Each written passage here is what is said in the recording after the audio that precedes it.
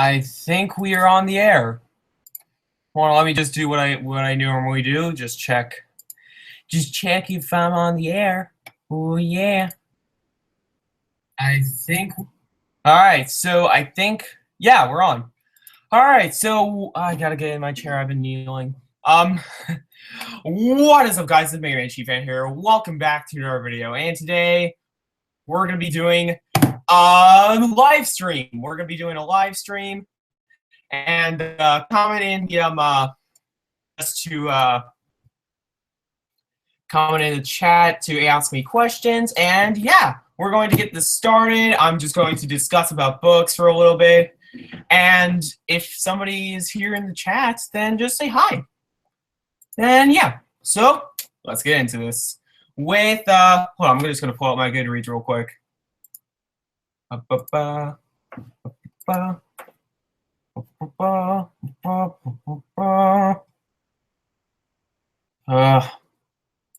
So much stuff. All right, we got this. Got this, guys. All right, so where should I start? There's so many books that I wanted to talk about real quick. So let's get to this. So should I start here? Yeah, I should probably start there. All right, so hold on a second.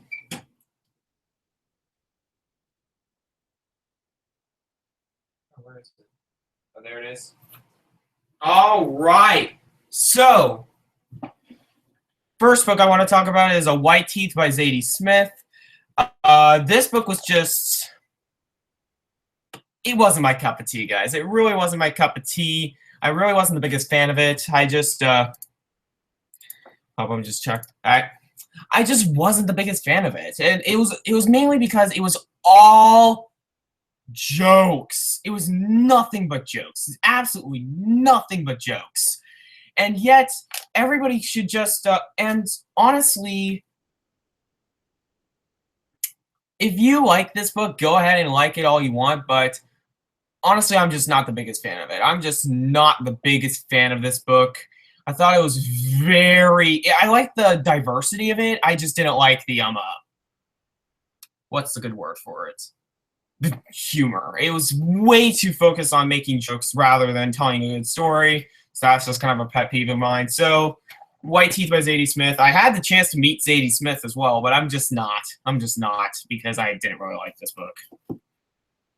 I'm going to check real quick. All right.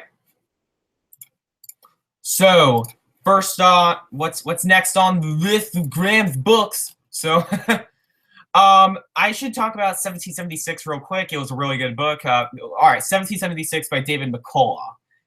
All right, David McCullough is really good. He's really good, guys. I really like David McCullough a lot. And what I really like about him is that he does history books, right? He does a lot of history books. And he just does it so well. He does it so well. He gives, like, George Washington, I always thought was just kind of like this, like this hero that marches on the battle and stuff like that. But he's a lot more than just that. Like, David McCullough recognizes him as human, and that was a really good idea. I really like that idea of just, like, giving these famous figures like Ben Franklin, George Washington, Nathaniel Greene, they, like, gives them a lot more character instead of just these, like, political figures. And that's what human beings really are. They're just political figure. Humans are characters. And really, David McCullough, I read it like a novel, and it worked out perfectly. I highly enjoyed David McCullough's, I was about to say 1984. I really enjoyed 1776. It was really good. And then another one that I got from the library is Stephen King's The Bazaar of Bad Dreams. Ooh, so spooky. What did I think about this book? We still have no viewers. Hey, that's a sign of success. But this is I don't want to say it's my favorite Stephen King story collection because I've only read 2, but it is my favorite out of the 2 that I've read. The other one I read was Skeleton Crew, which I was severely disappointed with. But The Bazaar of Bad Dreams really interested me, especially the story You Are. Have you guys ever read You Are? That was like a great story. I personally loved it. So, you know, if you don't know what You Are is about, it's about like this talking Kindle that was like that just. It's about this haunted Kindle that this kid buys, and it's just insane. I personally love the story. I don't know how well accepted it is, but personally, I just loved it. I personally loved it. And the other stories were fine, you know, but it wasn't like, oh yeah, I love the story. But yeah, I don't know. There were some great stories to it, but personally, I just wasn't the biggest fan of it. You know, I just wasn't the biggest fan of it. So what's next? Well, what am I talking about? I wasn't the biggest fan of it. I actually gave it a 3 stars. That's pretty good. So what I am not a big fan of is a book called Being There by Jerzy Kosinski, I think is how you pronounce it. I don't know. Yeah, I really have no idea. I really have no idea how to pronounce his name. But this book, it was another one of those books like White Teeth. It's really average. It really is extremely average because it just focuses way too much on the humor. It focused way too much on the humor of the whole story. It really didn't like do anything significant for me. It was just like this really bland book, and honestly, you could go without reading it or even hearing about it. It's not that good. Okay. This next book I need to talk about real quick because it's just, my God. My God. Looking for Alaska by John Green. Yes, I've read Looking for Alaska, and what did I think of it? It's actually kind of a guilty pleasure. I'm gonna admit it's not the greatest book in the world, but at the same time, it had substance to it. It had a point to it. And I'm starting to feel like YA contemporary is more like if you're gonna get me to like a YA novel, which we're gonna get to in a little bit, it's gonna be YA contemporary. There's no doubt about it. It's gonna be YA contemporary. And the reason why I like John Green's book so much is because sorry guys. When I liked Looking for Alaska as much as I did was because I really thought that the characters weren't all that bad, except one, which I'll get into a little bit. But Looking for Alaska overall, he had a good story. It didn't need to be as it knew when to be serious and it knew when to be funny. I really liked John Green's writing style. I don't think his dialogue's all that realistic, but at the same time, it is good writing. Though I've heard awful things about The Fault in Our Stars, though I'm still going to try to read it because I don't think it's good. I can't see it being, I can see it being bad, but I can't see it being like offensively bad. So Looking for Alaska, the one thing that I hated in the book though was Alaska herself. No. Alaska, no. Don't bring up Alaska to me. She is like, she may be contender for one of the most annoying characters I've come across all year. She's like up there with like Willa from the Neapolitan novels, which I want to talk about the Neapolitan novels in a little bit, but at the same time, I have other books to get into, and I don't want to drag this on forever. So, yeah, Looking for Alaska, it had its major downsides. Like, a lot of the dialogue was unrealistic. Alaska was a terrible character. But the protagonist, Miles, was really good. And I like the Colonel as well. He was pretty cool. And also, just a whole ton of, like, colorful characters just came in here and there. And I really liked it. I really liked Looking for Alaska. It's kind of a guilty pleasure of mine. But, what you gonna do? I think I'm gonna just skip over that. Yeah, I'm going to talk about this play first. I'm going to talk about a play. It's who's the author? It's You Can't Take It With You by Moss Hart, and this is like a classic play. It's about this man. It's about this elderly grandfather who like makes everybody live in a single house and invites random people to live in their house, and it's really fun. I really enjoyed it. I read it with my advanced drama class, so that kind of helps with the fact of it being kind of a fun. It made it so much more fun because we read it out loud. We had accents for like Mr. Topena and Mr. Kolokov, and I really liked it. I thought it was very well done. I thought it was great with I think it handles the theme of family extremely well. I thought the theme of family was done extremely well. And I don't want to just say, oh, yeah, this is the family. But at the same time, it wasn't all that bad. I actually really enjoyed You Can't Take It With You. I didn't love it. Well, I actually did. I did kind of love it. But at the same time, it wasn't like, oh! So, yeah, You Can't Take It With You. I personally really enjoyed it. And it has a great, colorful cast of characters. It has a good story to it. So, yeah, I personally really liked it. We have another YA novel that I want to discuss about real quick, and that is Aristotle and Dante Discovers the Secrets of the Universe by Benjamin Leary Cyans, I think is how I pronounce his name. But Benjamin Leary Cyans, this book was pretty good. I'm not gonna lie. People are gonna be like, Graham, what's happening to you? You're becoming a YA bug. But at the same time, I feel like YA contemporary does have its spot on like the coming of age story. I do think it has its points with the coming of age story. I do think it is very well done with like explaining elements of coming of age. And yeah, I think it is very well done. I don't think it's like the greatest thing ever. I do like how Cyans, just like John Green, really keeps the story as simplistic as possible. It doesn't try to be something outrageous, like complex. But at the same time, it does handle with a complex theme. Gay. It's like that's kind of like the worst way to handle it, but it's like it handles with homosexual relationships. This is an LGBT book, and it is very well done. It is very, very well done. And also, I also really like I also like the characters, Aristotle and Dante. Like Dante is like they're like polar opposites, yet opposites attract. After all, aha, bad science joke, but. Aristotle and Dante Discovers the Secrets of the Universe. It was very well written. It was very like it was very simplistic in its writing, and the dialogue wasn't that good. But at the same time, it was a nice story, and it didn't make me like bawl my eyes out or anything. But in fact, I barely cry in books in general. But it is rather good. I kind of enjoyed it. Hold on. Nice. So anyway. What's next? Oh, yeah, A Doll's House by Henrik Gibson, I think is how you pronounce his name. I am so bad with names. But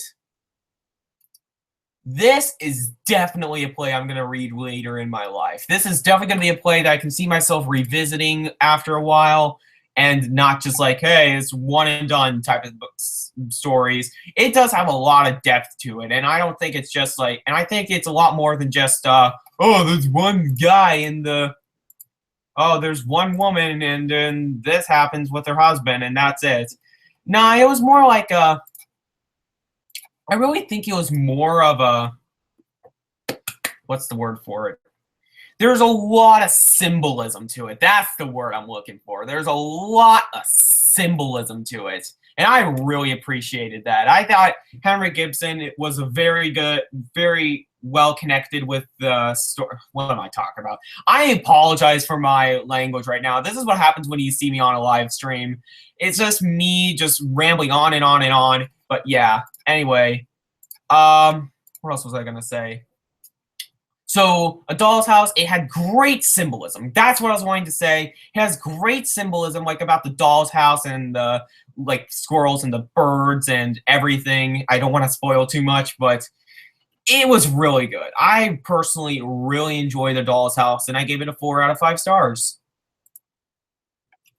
All right, and then we got a book that severely disappointed me, and that was Neverwhere by Neil Gaiman. Neil Gaiman is like, you know how much I adore the Sandman series, which is this series of graphic novels.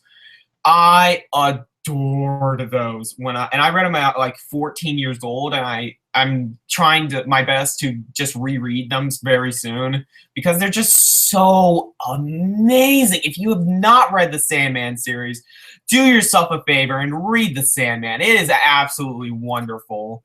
But Anyway, yeah, Neverwhere is not that good. It really isn't that good. Of course, Gaiman's writing is amazing. It is like gorgeous as ever, but at the same time, it's not really like. But at the same time, while his writing is gorgeous, the story and characters just bored me.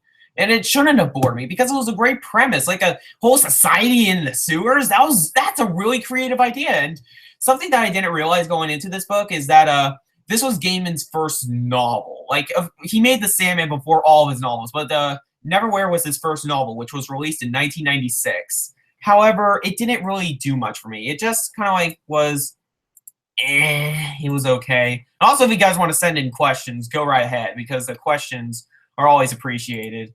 So, yeah, Neverwhere just wasn't my cup of tea because I see 3 viewers. So, Neverwhere just wasn't my cup of tea. It really didn't do much for me. So, yeah, I really just given brief summaries of, like, what I thought about the book. So, pretty much you're going to hear a lot of the same thing over and over again until the book I'm really wanting to go in depth with. But it's 2 books from now. Okay. So, next up we have, I actually have it right here with me. The Trial by Franz Kafka. The Trial is, like, I'm starting to fall in love with Franz Kafka. And at the same time, I'm kind of not because I didn't absolutely adore this book. But I also really enjoyed this. Wait, hold on. Yeah. The Trial. I'm just trying to see everything. But The Trial, it's about this man named Kay who literally gets arrested, and he's trying to find the reason on why he's arrested while he's being arrested and interrogated, and it is messed up yet hilarious. I'm finally starting to click with Kafka's humor. It's not just like, so artsy-fartsy, like that type of stuff, like how I thought White Teeth and, what was the one I was talking about earlier? Oh God, I forgot. I don't know. Maybe it was just White Teeth. No, Being There. That's how forgettable the book is. But Kafka, I understand why this man lives the test of time, passes the test of time, because he does write beautiful phrases. He loves like everything, and well, he doesn't love everything, of course, but he makes great commentary on like everything. It's not just like but at the same time, sorry, I just refreshed my page. But yeah, Kafka. This is probably the worst live stream of all time, but Kafka's The Trial. It was very well done. I really enjoyed it. So yeah, Kafka, yay. Also, I am now waiting for questions. If you guys want to ask me some questions, go right ahead, because the Q&A parts are I'm gonna start answering some questions once I get past this part. So anyway, Rising Sun. Hold on, I want to get this real quick. Rising Sun by Michael Crichton. Oh man, no, I mean Crichton. Sorry, I don't know why I said Crichton. It's Crichton. But Michael Crichton's Rising Sun, it really wasn't that good. I actually kind of hated this book. Yeah, I actually did not like this book that much. And the reason why I didn't like it so much was because I was expecting like this like science fiction like thriller type story, but at the same time I just got a murder mystery. I really just got a murder mystery out of the story, and it bored me. It bored me. So yeah, just not the biggest fan of Michael Crichton so far. Though I am gonna try Jurassic Park though. Jurassic Park sounds awesome, and I've heard the book is very different from the movie. Or yeah. But I've also heard people say the movie's better than the book, so I'm not sure. So, yeah, Michael Crichton, just not the biggest fan of him so far. And the book that I've been wanting to talk about for all this stream so far is something that I'm so happy that I read. I found it on sale for 99 cents. And yeah, it's wonderful. It's absolutely wonderful. Oh, I just want to show the cover. I want to show the cover so badly. That looks perverted. Oh, I'm swearing I'm having the iPad. I have an iPad with me. But it's a here we are. Here we are. No. I don't know if you guys can see that. Can you guys see that? No, you guys probably can't. But it's The Before, Now, and After Then by Peter Mon. And if you don't know who that is, that's actually Peter Likes Books. So, yeah. I'm going to try to get down to the screen again. Oh, this time I'm going to do it like this so you guys don't get the wrong picture. But, yeah, Peter's book is now, like, one of my favorite LGBT books of all time. It is absolutely wonderful. And if you don't know what it's about this boy named Danny who falls in love with this boy named Sam, and then something happens, and then everything just goes cattywampus, and he just discovers about like sadness, death, depression, and it is really fantastic. What I loved most about this book was the characters. I loved the characters in The Before, Now, and After Then. I loved them so much. Like Cher, if you've read that book, if you read Peter's book, Cher is like Danny's like friend, and not like relationship wise, but like just like friends. So yeah, I'm really her character just makes me speechless. She's such a fun character, and there's enough humor to her, there's enough drama to her that we can take her seriously, but also she's really funny. She is really funny. And I personally loved her character. I thought it was a fantastic way of pointing out these like events that was going on through a different perspective and through a different gender than the male gender. And it was very well done. I loved it.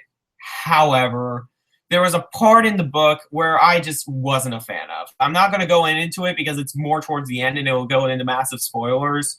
So yeah, I wasn't the biggest fan of the ending, but at the same time, it tied everything up in a nice bow. But it was great. I personally loved the Before, Now, and After Then. So yeah, and then finally we have Everything is Illuminated, which I literally finished less than an hour ago, or maybe did I finish it an hour ago? I don't know, but Everything is Illuminated was unique. I really liked Jonathan Safran Foer's writing style, and it was very stylistic. It wasn't like anything like it wasn't boring at all. I personally really enjoyed his writing style. I thought it was very well done. However, I didn't like the second half of this book all that much.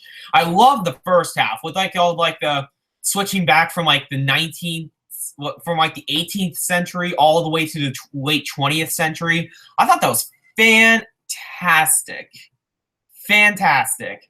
But then we get into like the World War II era, and it just bored me. I'm going to be flat on honest, guys. It just bored me. So, hold on. I'm going to refresh the page real quick. So, yeah, honestly, I'm just not the biggest fan of the second half of this book. Yet, I really enjoyed Everything is Illuminated. I thought it was a great book. So, well, I didn't think it was great, but I thought it was really good. So, that ends the terrible run of me rambling on about books. So, now I want to hear from you guys. Do you guys want to type in the chat and ask me questions? Go right ahead. So, oh man, I need a glass of water badly. So, I'm actually going through Jonathan Safran Foer's bibliography right now. I'm going to keep it on that page now with the questions. So, I gotta clear my throat. I've been talking so much. I've been talking for 24 straight minutes. So, yeah, Jonathan Safran Foer. Actually, hold on, guys. I actually have Extremely Loud and Incredibly Close, which I've heard is even better than Everything is Illuminated. I've heard it's just wonderful. This is actually a first edition, first printing, so I'm excited about that. I love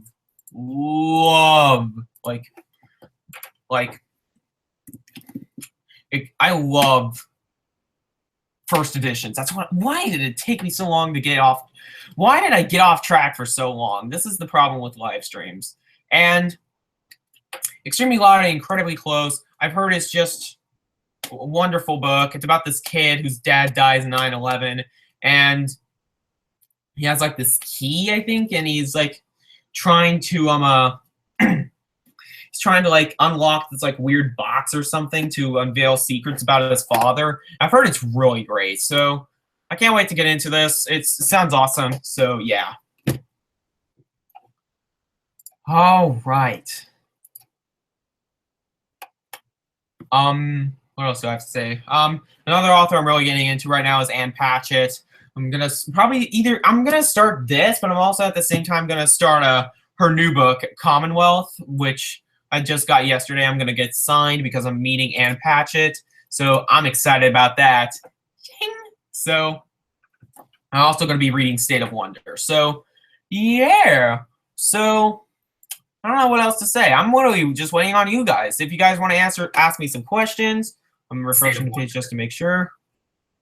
Oh, guys, you lazy. You lazy. I want questions. I'm getting a little bratty now.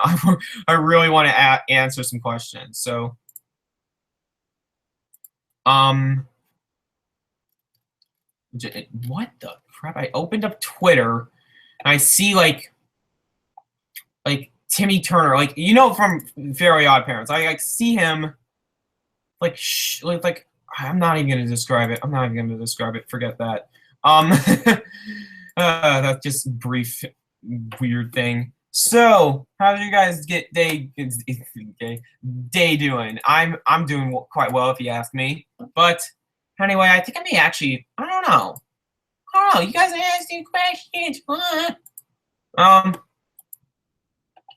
Yeah. So, also, what are my plans for October? So, okay, so the plans for the reading parts in October and November. October, I'm gonna try to participate in Spookathon, which is like Books and Lala's like book-thon thing she's doing for October, and it's gonna be during a time where I'm off because it's the end of the quarter. So I'm excited for that, and also I just really am excited to do more readathons. So yeah. Oh, we have one.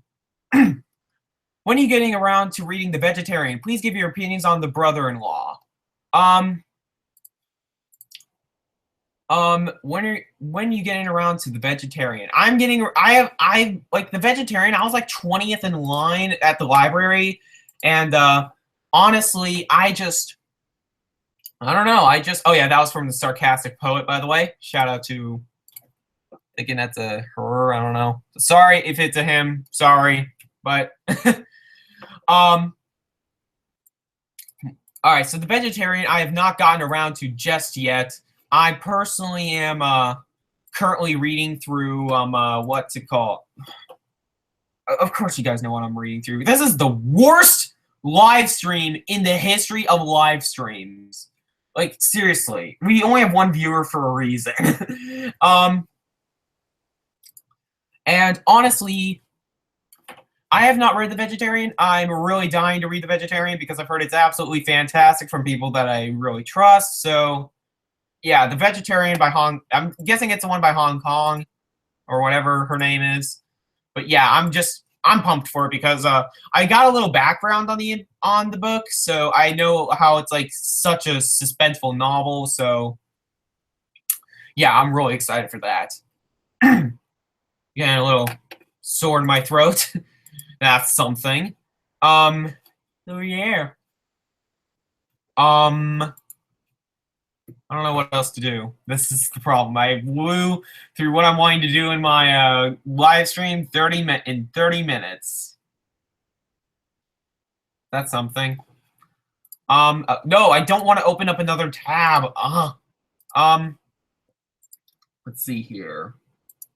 I think I may just end this. I'm not even joking. I think I may just go ahead and end this because I was just wanting to talk with you guys, but it's not really turning out all that good. So at least we got a couple viewers. At least we got a couple viewers viewing this. So I don't know.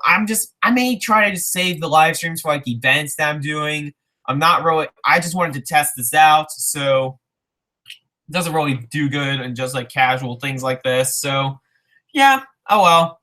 I think I'm just gonna end this right here. Yeah, we lost our viewers. Alright, I should be more depressed, but I'm not. So anyway, that's what I'm doing right now. That's just what I've read and all the books I haven't talked about on this channel just yet. So anyway, that's all. That's from me. I'm MegaManChiefFan, and I'll see you later, guys.